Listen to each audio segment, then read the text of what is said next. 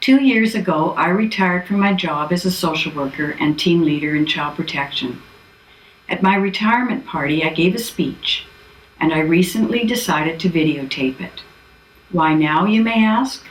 Because there have been many recent media stories that reflect badly on child protection social workers. I wanted to go on record with my tribute. It also happens to be Social Work Week. This is the speech I wrote in 2014 for the social workers who came to my party.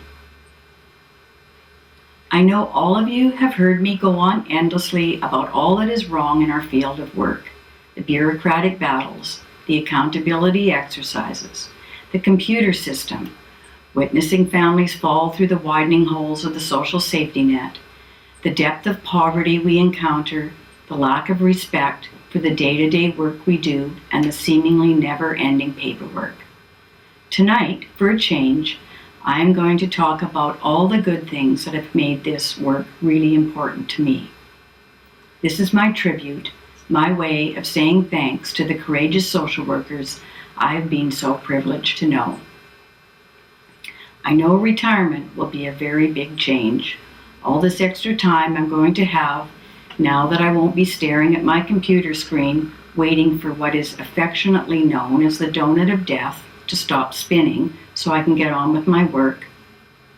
No more coaxing a child out of a locked bathroom to talk to me. No more listening to excuses, or pardon me, reasons, as I've been corrected, for not putting one's children's needs first. Reasons such as, my drug hair test shows all the recent drug use because I haven't washed my hair for a month. I won't be asked, do I have to lick your toes to get my children back?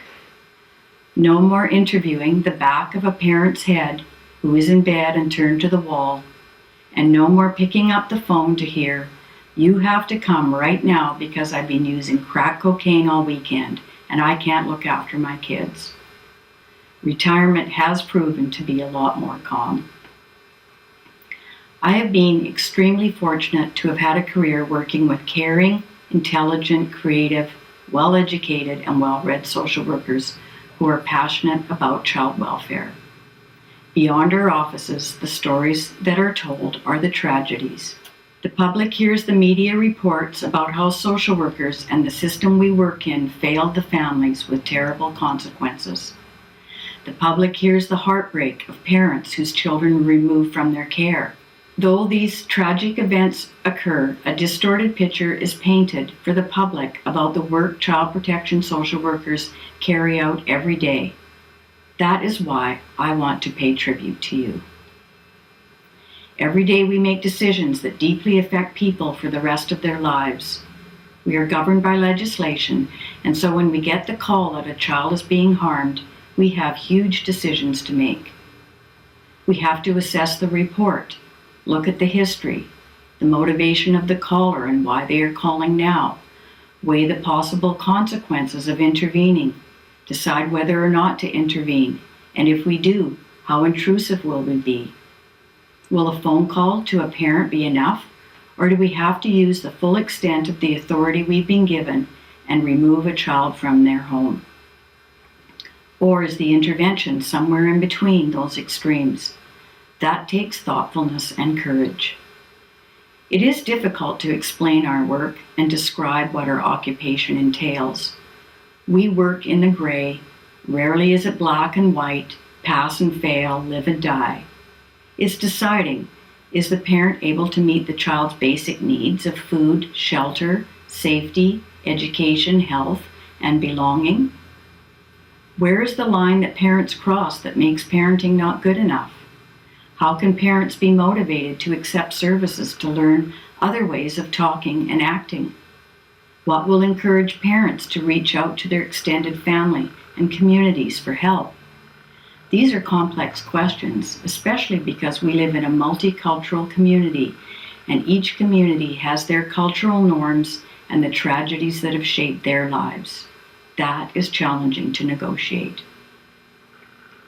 Here's some of what is in the unofficial job description.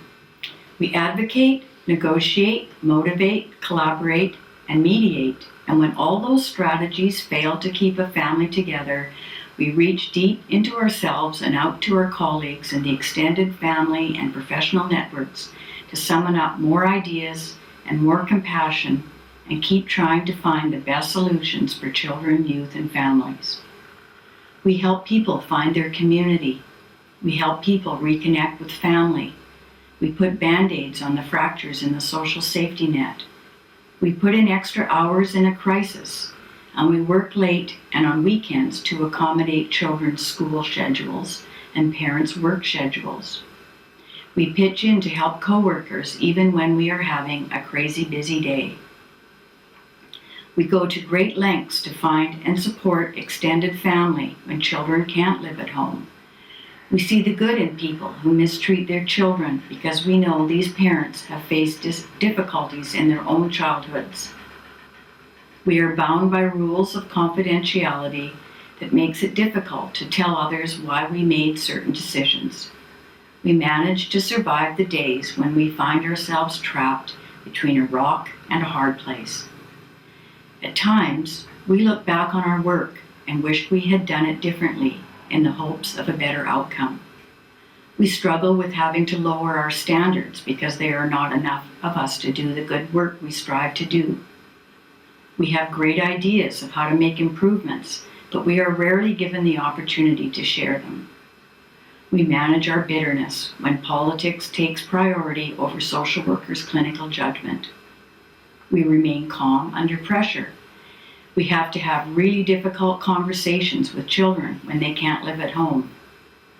We wake up in the middle of the night and worry about whether we made the right decision that day in the balance of risk and safety. We've been given extraordinary power through legislation, the power to take children away from their parents, and yet we rarely exercise that awesome power. And we take a lot of crap from angry families, from professionals who think we should do more or do less, and from the bureaucracy we work in. As people, we know how difficult it is to change, and I have yet to meet a family that doesn't want a better life for themselves and their children. It is our job to find the time to build the trust and then gently push parents to take that first giant step to put their children's needs before their own and take advantage of all the community and professional and family resources that can give parents more skills. We are privileged to hear family secrets and intimate details of people's lives. We learn to manage our emotional reactions to what we hear and see, which allows us to hold people in a safe psychological place so they can tell their story and we can receive it. Yes, we have policies, yes, we have procedures, and yes, we have risk assessment tools. But to make the decisions we need to make every day, we must have big hearts, kind words, and the belief in change. This is the way we can act fearlessly. Social workers have that and more, and I feel very privileged to have spent this time with you. I am going to miss the deep dialogues we have had together to try and make the best decisions possible with children and families. And I'm going to miss the amazing family members who overcome seemingly insurmountable obstacles to take care of their children. And that is the end of the speech I gave 2 years ago. Thank you for listening. If you are not a child protection social worker, my hope is that when you hear the next media report that highlights another tragedy, you will know that we tried to prevent it. Thank you.